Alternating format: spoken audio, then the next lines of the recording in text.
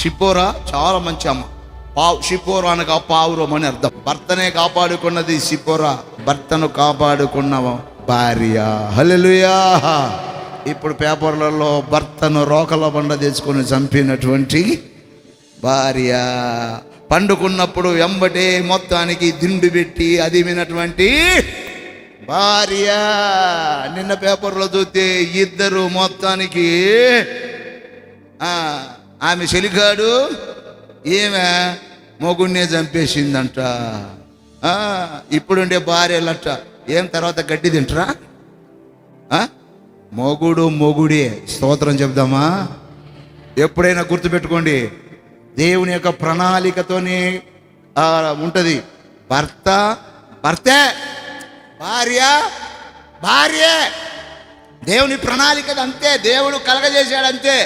ఎందుకంటే పరాయోడే, భర్తే, పరాయిదే. భార్య కంటే ఎవరు ఏమి కాదు. అయ్యలారా, ఎట్టున్నా గూనిదైనా గుడ్డిదైనా గుంటూళ్ళైనా నల్లగున్నా ఎర్రగున్నా ఎట్టున్నా భార్య. భర్త కూడా ఎట్టున్నా భర్తే. ఎప్పుడైనా భార్య భర్త విలువను చూడాలి, భర్తను ప్రేమించాలి, భర్తకు విలువ తెచ్చేటట్టుగా ఉండాలి. ఎప్పుడైనా కూడా భార్య చేయవలసినది, అప్పుడే ఆమెకు ఘనత. స్తోత్రం చెప్దాం. ఒకసారి గట్టిగా చెప్దామా?